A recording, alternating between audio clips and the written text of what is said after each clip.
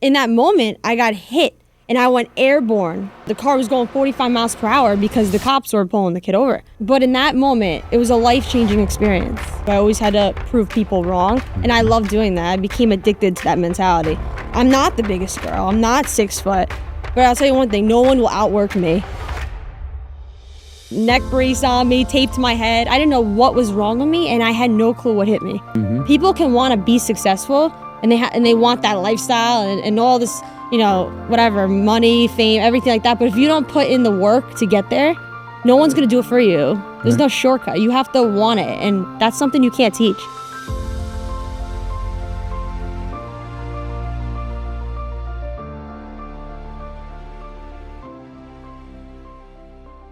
Welcome to the show, Lisa. Thank you for having me. I am so excited. It's been a little while for you to me to get you here because you're an East Coaster. Yes. It's actually your first time to San Diego. Yeah, first time here. I've never been. It's gorgeous. You know what? I agree. San Diego is kind of one of those special places. Once you come, it's like, oh my God, it's the best city in America. Yeah. So shout out to San Diego and the Padres. I don't want to leave. And the Padres. Oh, Yankees. I know. That's how we met, if you remember. We were actually talking about it, and you work with the Yes Network, which we'll get into. But for the audience, I actually want to start when you were younger because you had a near-death experience. And my instinct tells me that helped shape the Lisa that I'm kind of with today. Yes. So I was hit by a car April 20th, 2006, going 45 miles per hour by a black Mustang after my sister's soccer practice. How old were you? I was about 9, around there. Okay. Yeah. And what? It was insane. So basically, my mom had all these trays of food in her hand, and we had to cross the street to get to our car. And, little me thought I could make it across the street. Once I got to the middle, I heard my mom scream on top of her lungs, "Stop!" Like crazy. And I'm thinking, if your mother's screaming, don't you want to turn around and be like, what is she yelling at? Yeah, you almost freeze when you hear that. Yeah.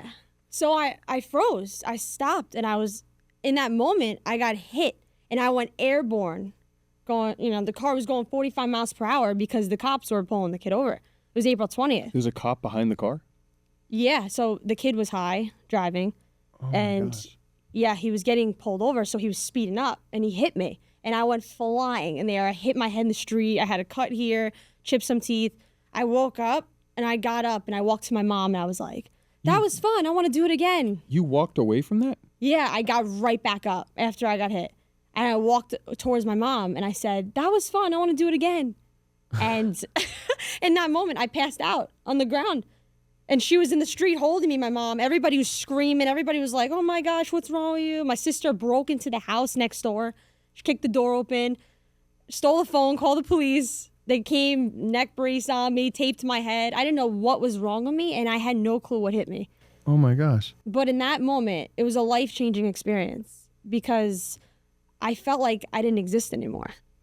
What do you mean you didn't exist anymore? What? So basically, when I blacked out, I was laying there, and I wasn't dreaming. I didn't exist. I don't know where I went, but that feeling was terrifying. Then when I woke up, all I wanted to do was see my family because I didn't know if I would go to that place again. Like, where did I go? Like, I didn't know clue if I was going to black out again and never see my family again. And that's the only thing that mattered to me. Right. So that made me such a strong person and realize what's important in life, because in that moment, I was just dying to see my family because it was terrifying. I felt like I got everything taken from me in one moment. Mm-hmm. Yeah. Wow. I mean, I can't imagine, first of all, the fact that you were able to walk away, like actually get up from that. You didn't break legs. It was a miracle. So my uncle was a top surgeon in New Jersey, and he had the results right away. Once I got a full body scan, and they walked in, everybody was shocked, and they were like, "You're fine." Like I just had cuts and bruises on me, and actually, that night we went home and still ate the food, and it was warm. It was crazy. Wow. Yeah, it was insane. I mean, that could have actually gone, I would assume, one of two ways, because you could almost lean into the fact that you said, hey, that was fun, let's do that again, and turned you into this crazy adrenaline junkie who's afraid of nothing because you feel like you're playing on free time. Yeah. Or I think more where you are, where like it kind of highlighted what was most important to you, and you already said it, it's family and the fact that life is short. And yeah, I felt so many different emotions in that moment.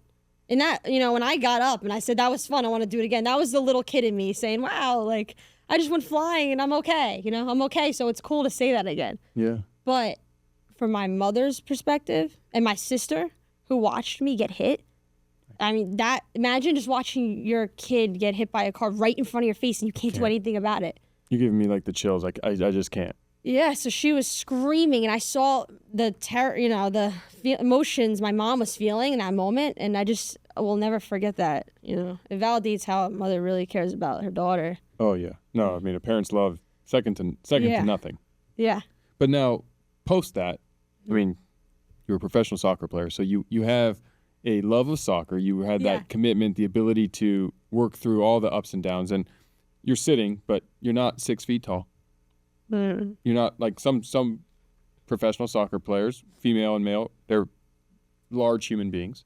I know I want to be a professional athlete, and I'm 5'9", so I'm not a huge guy either. So you had to overcome first impressions. Because I assume when you're standing next to the other athletes of your caliber, like anyone, we judge books by their cover first and assume, hey, bigger, better, I want that. That's something I always had to do. I always had to prove people wrong, and I love doing that. I became addicted to that mentality. I'm not the biggest girl. I'm not 6 foot. But I'll tell you one thing, no one will outwork me. And I would use my speed and my aggressiveness as a player, and I'm a smart player. I would use my strengths to my advantage. I could just see the fire in your eye right now, by the way, when we went there. When I challenged it, it was like I saw it, the small dog syndrome. Just, you were ready. Yeah. Like you're ready to defend who you are and what you're about. And I think that those attributes are, I had small dog syndrome too. I was little, and had to compete. And to your point, I had to outwork everybody. And it was a blessing and a curse because at the time, I don't know if you went through the same emotional side that I went through where I was always like, why am I not bigger? I had big parents, like, it's not fair and I want it more and I have to work harder to get the same thing and prove coaches. But it's a muscle that you were training as a kid that probably serves you well into adulthood. And that is the ability to lean into who you are and know that you can accomplish it. Now, you just said it, no one's going to outwork you. That's my biggest thing in life is to never let anyone point a finger in your face and tell you that you can't do something. Because who are they? Who are they to write your story and to judge your dreams, especially if they're not doing what you're doing in life? When I was a senior in high school, my biggest thing was I wanted to get committed to Division I school. That was my goal. I always wanted to play Division I. I wanted to have signing day. I wanted the crowd around me because I've worked so hard in soccer, and my father signed me up for all these indoor sessions, and I saw him, living through me, and I wanted to make my father proud, and there was all this stuff that went into it, so I had a chip on my shoulder, and I had my own coach tell me that, Lisa, it's getting late in the game. You should start looking at D3s because that's the easy way out. Your size might, it's not, you're not big enough. And I sat there and I looked him in the face. The person that I'm supposed to look up to, someone was supposed to be my role model and my coach. I told him, I laughed right in his face. I go, okay, yeah, okay. I don't need you. I don't need you to help me get to where I want to be in life because my goal means more to me, to my life. And the next 4 years of my life in college, that's my decision. So I went and got committed to a Division I school without him. Even with those words of discouragement, that didn't stop me. It actually fired me up. Is it possible that he knew you so well that those words were actually meant to stoke that fire? I think it had to do with since I was a late commit. Everybody was getting committed, and they were signed. And as a coach, you want your whole team to be signed, so then you could focus on the next year. Okay. But who knows? I don't know. Maybe he did say that to light a fire under me. Because my father does that to me. Yeah. He'll always tell me about things I shouldn't and can't do. But he knows that him saying that, like you, it's going to make me do it. Yeah. Like I'm going to go a little harder because someone said that. So I was just curious if your relationship with your coach, if you felt, because you're a coach yourself now. Yeah. In a lot of different capacities as a mindset coach, and you used to coach at IMG Academy. Yeah, coaching coach athletes. Kids with all around the world. People who didn't even speak English. It's crazy because even if you don't speak the same language, soccer is its own language. Mm-hmm. Everybody has the same thing in common. Work hard, score a goal, and win the game. So with your experience on the field in soccer, what do you think is the biggest differentiator between those that make it and those that don't, but they share the same raw ability or talent with the ball? Like, it's obviously between the ears, but like what, as a professional yourself, what do you see in those pros that the ones who just don't get there are missing or lacking? Believe in yourself. If you don't believe in yourself, then you have nothing. Mm-hmm. You give other people the power and control of your, destination, your goal, your life, your story, whatever you want in life, like if you give that control to another person, then it gets unbalanced. It gets crazy. It gets unorganized. Sure. So when you look back to like what you wanted as a little kid, when you fell in love with the game and why you're there, why you play, and why you're good, and what made you who you are, you have to remind yourself that it's positive reinforcement. But if you forget that, you can get sidetracked. You can, get injured. There's a lot of things that can go on with that. But basically it stems from believing in yourself and working hard and not getting discouraged. But how do you coach your students now, mindset-wise, and yourself? How did you keep yourself from not getting it? It's easy in a chair, in a vacuum, to say, don't get discouraged, believe in yourself. But the reality of life, sometimes the results aren't what we want when we want them. And so you start to lose that confidence. I mean, it happens to everybody at some point. And some people are able to overcome it and keep that firm belief that says, I know because I know because I know. Yeah. And some don't. And I know they go to coaches like you to help. And so as someone who has that unwavering self-confidence and belief, how do you work with your athletes at IMG, but then also your mindset students now on keeping that confidence in the face of the storm when the wind is right at your face and you're not seeing the results you want and all the things? You just feel like a late recruit in the end of their senior year and being told, why don't you look at it? Your dream's too big for you, but yet you were able to. How do you help them? What is that thing you're kind of coaching them to do? A lot of athletes struggle with confidence, and you have to reinforce those moments that you live that are great. So whether it's scoring a goal and you're having that adrenaline rush and you remember that feeling, or you had the winning header, it's 1-1, it's tied, there's 3 minutes left in the game, you score and you win the game for you win the game for your team and everything like that. Those moments you can't forget them. When you succeed in business, in life, whatever it is, you can't forget those moments because even though they might be for 30 seconds, they last a lifetime.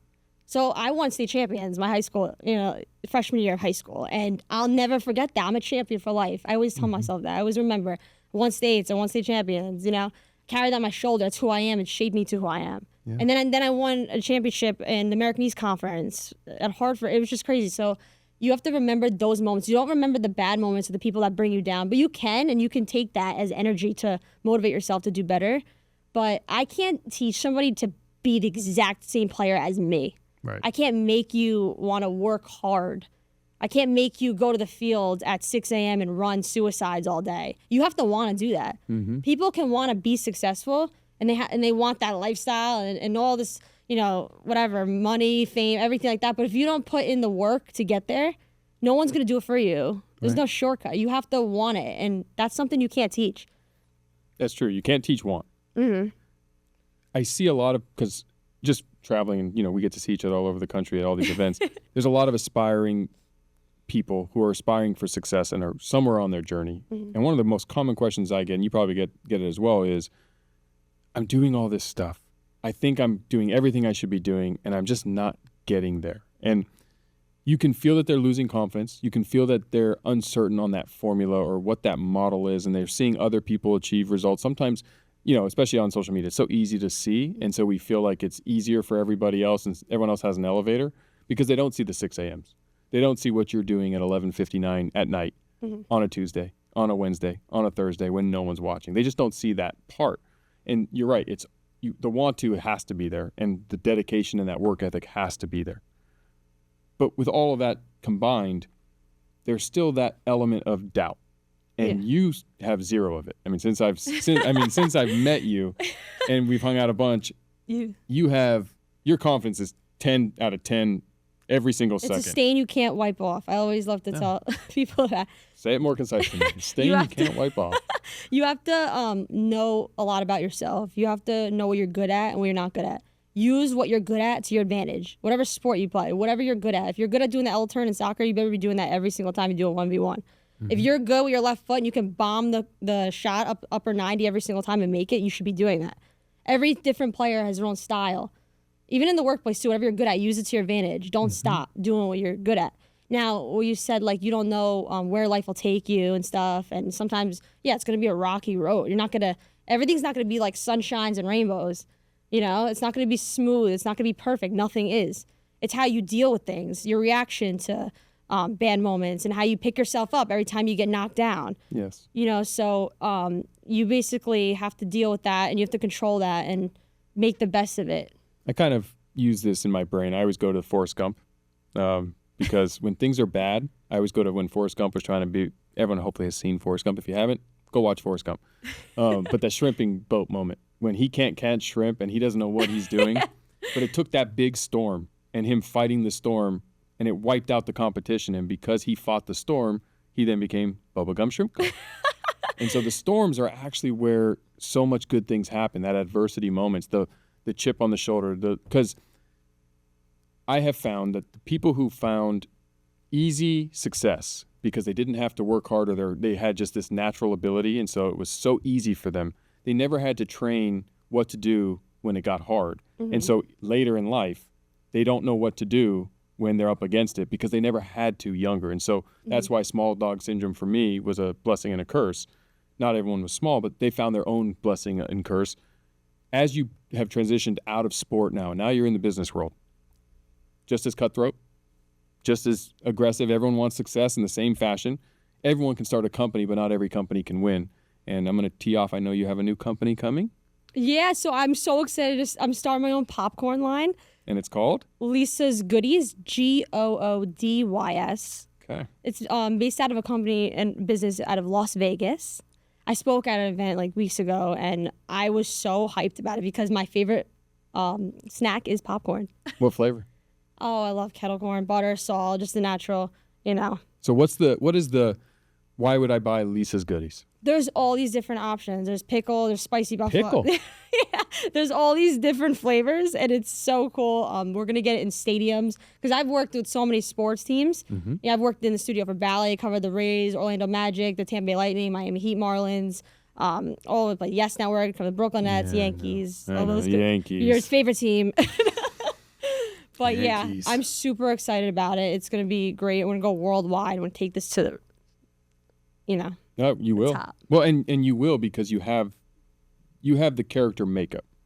And so for the show, because you're going to win. I know you. I mean, Lisa's Goodies is going to become synonymous with popcorn in all major events. We're going to be eating it. Everyone's going to know it. But I want to help the audience. And I think that you can provide so much clarity and insight and help them because there are men and women who are sitting there going, okay, I want to start something new.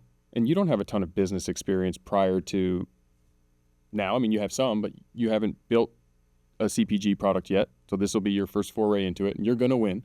You're going to lean into all those attributes that make you outside of the confidence. But there's so many other things that go into it. What are you most afraid of? Because there's got to be something. We all have them. So I'm going to ask you to get a little vulnerable. What are you most afraid of as you launch this new product line? Like what's keeping you up at night or giving you that voice that you have to keep telling to shut up? Probably not being consistent. Okay. Ever let a distraction get in my way of my focus because I'm so motivated and determined to be successful and win and keep going. I'm never satisfied, and I never really say no to opportunities. So I guess one thing would be, if I get sidetracked, because I get pulled in a lot of different directions. Time is very valuable. Your time is very valuable. You have to choose what is a main priority because it's very easy to get distracted, especially with social media. Mm-hmm. So knowing that, what are you kind of doing now to make sure that you stay consistent and you don't get are you kind of telling yourself, or do you have some guardrails you're putting in place? Because now you're in that moment. You're at the first inning or the beginning of the game for Lisa's Goodies. So what are those what lesson are you kind of implementing that you've learned or you're prepared? Because so many people are going to be observing you and watching you and learning from you. So I'm curious, just because you're at that first stage, how are you going to make sure you stay consistent? Just don't be afraid of no's. Being consistent, remind yourself why you started in the first place, why it's important to you, have a plan. Don't be afraid that if something goes wrong, like an arrow, when you have an arrow, you're doing archery, and, you pull it back, and then boom, it launches into something amazing, right? So that can happen with your business too. Like you might have setbacks, you might hear some no's, or you might have a conversation with somebody that you don't like what you hear. But it doesn't mean it's the end of the world. It doesn't mean that your goal is gone or it's impossible to accomplish. You have to be mentally tough. You have to be so tough that nobody can stop you. There's a million people on this planet. Just because that one business partner, that one person that you trust isn't helping you out or isn't working with you in the way that you want to work with them, or they're not as motivated as you, it doesn't mean anything. You can walk alone. And that's something that a lot of people need to realize, is that you can't be afraid of losing one person or two people that you're working with when you're the one who is strong, mentally strong and tough. So if you are a mentally strong and tough person, you could walk alone. I mean, the way you say it, you're just so motivating. Like, I'm ready to run through a mountain. Like, let's go. I mean, you should be doing pep talks before every game in every boardroom in America. I mean, you're firing me up. Like, I'm ready to walk alone, even though I have a great team. You're right. No one can stop me. No one can stop you. You have to be, you have to remind yourself that nobody can stop you. Yes. If you let them stop you, they won. Like, you're not as strong as you think you are. That's how you have to be. You have to be able to walk alone. You have to be able to go alone. But you can't doubt yourself. You can't come up with excuses and be like, oh, well, I'll do that next week. I'll push it back. But then you don't care as much. Mm-hmm. People want to be successful and they talk this whole big game, but if you could kind of want it, but if you really want it, then you become that crazy, Some people look at you and think you're nuts. Like, wow, look at this guy. He's nuts. He's nonstop working. He's sleeping 4 hours a night. But in reality, he's just so engaged in what he's doing. Mm-hmm. You have to lean into your passion. Yeah. If there's a passion, then. Because if you're not passionate about it, you won't do that. Yeah. Right? Like, there's things you don't love to do. You wouldn't be the person I'm talking to in those arenas because you don't love it. Yeah. But I can tell you like competition. Yes. You want to win. You got to always prove find people wrong. Challenges too. Yes. So I'm not going to, to motivate you, I'd be like, yeah, you're not going to make it, but I know you will. So I'm not even going to go that route. So where can I, outside of venues and stadiums, when this airs and, Lisa Goodies is available, where can I buy it? Where can I try it? Where can I get this pickle popcorn? It'll be on the website, lisagoodies.com. Okay. And what is your favorite flavor? Well, my favorite flavor of popcorn, when I was a kid, I used to open up Kraft macaroni and cheese and take the cheese powder out and sprinkle that on top. That sounds good. I haven't done that since I was probably 12. Yeah. Who knows what that is, but that was my favorite when I was a kid. Now it's, probably a little butter and a little salt. Yes, popcorn's the best at any time of the day. Yeah, it is. Is it going to be like pre-bagged? Yeah, there'll be bags. We're going to have samples too. No, but is it going to come like in grocery store style kind of a bag, or is it going to be where I pop it? We're working on both options. Okay. Yeah. Have you always wanted to do popcorn? Yes, I love popcorn. Like, did you envision this for years before, or is this something like... Kind of just came up. Okay. I always loved it. So once I, met up with the guy in Vegas, I talked on a panel. We connected so well, and it was just brilliant. It sounded like a great idea. And there you go. Yeah. That's really awesome. So after, outside of popcorn, you also do you are a coach for mindset. Yes, called Mission Mindset. And who would be that ideal, like who's give me the avatar of the people you work with. Like, is it business professionals? Is it more athletes? Is it younger teenagers, or is it adults? Like, who's like that perfect client? So all ages, mostly, athletes, especially. I'll connect you with somebody that makes sense too, but mostly you talk to me. Okay. Mm-hmm. And they're coming to you for help with? Like guidance in life, if it's sports, we cover self-knowledge, motivation, confidence. I help you grow an unstoppable, strong mindset. Yeah, you were born for that. You have that. I've been through so much in my life that I'm the good in your circle. That's guaranteed. When you ask for advice with people, like sometimes you have to be careful who you talk to, because are you talking to someone who's never played a sport in their life? You're not going to get the best advice. Mm-hmm. But if you're talking to someone that played the exact same sport as you, who's been through it all, the trauma, sweat, blood, tears, laughter, championships, losses, all that stuff, it's interesting to talk to somebody who has that experience because they lived through it. Sure. And they've learned so much. So when you talk to someone who's older than you, it was experience that you've learned more quickly. So let me ask you this. Is it better to give somebody motivation, or is it sometimes better to give them the cold, hard truth? Cold, hard truth. Even if it's going to be something they don't want to hear? Yeah.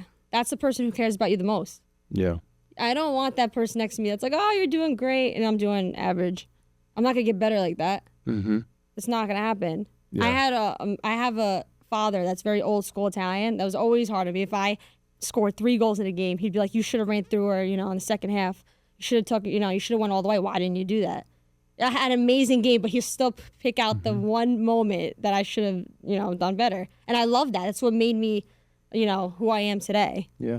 No, it's true. It's just as a, because I think as a coach, and if I have you in my corner, I don't just want fluff. I don't want to just hear how great I am, because you're right. It doesn't make me better. But to a lot of people, hearing the cold hard truth is tough. it's not a drink that goes down easy, right? Like you're not working hard enough. You're not as remarkable as you think you are. You can do better. To some people, that is really a setback. And so how do you kind of weigh the balance? Like you've got to bring them up because not everyone has your natural confidence, your natural tenacity. And I'm assuming that's why you're there to help them. They're coming for something. They want what you've got. And so you've got to juggle that. And as a professional, I know I struggle sometimes with too much of my strengths, and sometimes I need to celebrate wins and not just focus on what's next. It's like trial and error. Yeah. So how do you work through that with your clients? Like is there something, an exercise you do, or do you kind of just have to feel it? Is it kind of person dependent based on their character? You pick out their brain. What are you going through right now? What are you struggling with? Because the first start of fixing a problem is knowing that you have one. So when you figure out what's wrong, then you can take action towards that. The plant grows where you water it. Yes. Sometimes people want to go in a direction they don't know, like, oh, the future scares me. I don't know where it's going to go. It's kind of like baseball, like you hit the ball early, it's going to go to the left field, the left side. But if you hit a little later, it's going to go that way. You don't know where the ball is going to land, but you know what direction you want to go in. Yeah. I can help you know what direction you want to go. I don't know where it's going to take you. It's going to take you to amazing places, but if you know what direction you want to go in, you got to put your energy towards that. And when you shut down opportunities, you're limiting your success. So you got to I always tell a lot of people, even though you don't know what the future holds and you don't know what direction you're going to go in, think of it like baseball. You want to go that way. So I'm going to hit the ball that way. I don't know where the ball is going to land. Nobody does. Nobody knows. But if you go that way, at least you're doing something right. Yeah. I'm on the right track. So I'm going to stick to what I'm doing. And then that's when you take risks. It's very important to take risks. This world we live in, it's like a whole system. People want you to do this a certain way and keep you here, and that's that. I don't want you to do better than me, but I want to see you do great because that's cool. I don't care that much. I don't care as much as you care about yourself. Right. That's the world we live in. Yeah, it's true. I might help you if I can get something out of you. That's how it is. If I know somebody, sometimes it's like that. Yeah, no, it is. I mean, I don't think everyone's like that, but I think Not you're everyone. right. The world as a whole, generally, it is a lot of... It's very rare to find somebody that really cares about you and then what you're doing. It's rare. It's very rare. That's why sometimes you have to keep your circle small. And it bothers me when there's fake people around you. That bothers me because I really want you to succeed. I really want you to not waste your time. And I want you to figure out what makes you happy because there's things that make people happy. Everybody has a different happiness. What makes you happy might not make me happy. And that's my job to find out what makes you happy and help you out. And I want you to look back and thank me. Mission mindset. How'd you come up with the name Mission? Because life's a mission. What's your mission? I have a different mission. Everybody's got their own mission. Have you written a book yet? I'm going to. Yeah, I was going to say, because you've given me chapter titles and titles of this book. I mean, your little one-line quotes, they're fantastic. Thank you. Plants grow where you water it. What was the stain one? Because that was great. Confidence is a stain you can't wipe off. I mean, that could be the name of your book. Yeah. So I always like to instill that in people, be confident. You are confident. Don't tell yourself you're not. Then you're not going to be. And you only get one life. That's it. That's it, and it's over. Live it to the max. Before we jump to rapid fire, if you had to, 100 years from now, you had to be remembered for one thing, what would it be? My energy. Oh, okay. I'm always energetic, I'm always hyper, and nothing can tear me down, and I'm unstoppable. Yes. Yeah. And no one can discourage me. I mean, you that pours out of you, and it's infectious because we're gonna finish this and now I'm gonna go run through 3 walls, so I'm sorry to whoever else I'm dealing with today. They're gonna be like, calm down, just keep going. And calm something down. I don't ever keep track of anything like fitness wise. I'll walk into a gym and I have no plan. I'll go to the fields, I'll run sprints until I'm tired, but I won't sit there and say, okay, I'm only doing 10 sprints today and that's it. I never set a limit on myself. I keep going until I feel that I'm good. I don't know if it was Muhammad Ali or Mike Tyson, but one of them said they don't start counting till it hurts. I don't remember which one said that. Yeah. But that's the mindset and the modality of the top 1% of 1%. Because most people say, I'm going to do 10 reps. Well, that's fine. You're setting limits. You are setting limits versus I'm going to go till I can't go anymore and I'm going to go a little further. Yeah. And if you keep doing that. Right? And that's where growth starts. That's how you grow. And that's how you actually differentiate. Mm-hmm. That's why, the 1% is the 1%. They're doing that thing that no one else is doing. Whenever I'd get a fitness packet in college. What's a fitness packet? So basically for the summer, you train for preseason and your coach will print out a fitness packet, like run, 2 miles, do triangle runs, and they'll just put something together, right? I would never look at it. I'll be honest. Coaches, if you hear me. Sorry, coach. I would never look at it. I would make my own fitness packet, or I would double it. If I would take a glance at it, I would double everything that they told me to do. Because if everybody's doing the same thing, it's like, okay. Like, no, you want to double it. You want to do more. When you do more, it's better. Because if everyone's doing it, that's the definition of average. Yes. Doesn't matter how good it is or not. Average is literally the average of what everyone else is doing. Yes, exactly. So if you want to be better than average, you've got to do more. And you got to be creative in everything you do in life. I mean, so if I had to boil it down, it sounds like your formula, that whether you have it written out or not, is number 1, energy. Yes. Self-confidence, because those 2 things are unwavering. Your work ethic. Mm-hmm. You'll double and do more than everybody else. Am I missing anything else? That's pretty much, I think. Love for popcorn. And we have popcorn all the time, Lisa's Goodies. Yes. Am I going to get a sample bag? You definitely will. I'll pay for it, but I just want a sample bag. No, you're not paying for it. No, I am. I have We're to. gonna give it No, I have a rule. I have to pay for it. Whatever flavor you want, just let me know. Yeah, my rule is simple. If it was a hobby, I wouldn't pay for it. But if you make a living doing something, I want to pay you for the service. If you come help me move, I'm not paying you. I just want a selfie of you eating it. Deal. I'll do a whole video. I just want to keep eating it, though. You have to do a test. Popcorn. Someone's got to throw it, and you have to catch it. I'm going to catch it. That's a given. Done. You ready for some rapid fire? Oh, gosh. Here we go. Here we go. I know you're ready. I'm always ready. 3 questions. 3 questions. First answer that comes to your mind. You'll stare in the camera 1. Okay. Okay? I think I know the answer to the first one already, but I'm going to ask it anyway. All right, you ready? What is it? Okay. What do you attribute most to your success in professional soccer? My energy, what I bring to the table, and not letting anyone tear me down. Just being confident and remembering why I started in the first place. What's the most rewarding part of working with people and their mindset? Learning about everybody and where they come from and what they've learned that you haven't, and just growing together and picking everyone's brain, being open to just learning about culture and different styles of how people approach things. And what would you say is your biggest weakness? My biggest weakness, I don't like to say no to opportunity, so sometimes I go 2 days without sleeping. 2 days without sleeping. Yeah. Okay, my last one. You ready? I'm ready. Okay. What would your best friend say is your best attribute? I am very outgoing and nothing scares me. Nothing phases me. I'm fearless.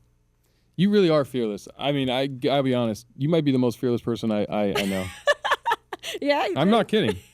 I mean, every time we've hung out, that's what I feel like. You are it's funny you get to manage the Yes Network. Yeah. Because you are the yes person. Yes. Like, you're like, yes, I will do that. Yes, I can do that. I would just wish we need to get you over to Channel 4 Padres. Enough of the Yankees. Oh, gosh. I don't know. I bleed blue. There's only 2 things I don't like in this world. Well, 3 things. I don't like cilantro. You don't like cilantro? No, I don't do it well with cilantro. No. But then there's 2 things I hate. What do you hate? The Dodgers and the Yankees. Oh, gosh. I don't know. Yankees. They robbed me of my World Series. I'm going to have to dodge that one. You are. Nice pun.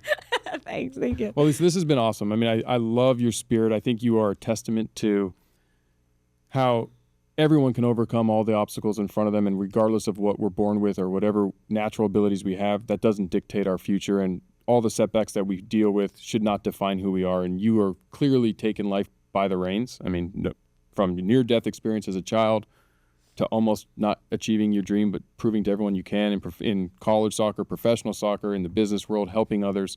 I mean, you do so much with charity. I mean, you are a rock star who's beaming with positivity, ingenuity, perseverance, and I mean, I'll be honest, we need to hear and see more of you.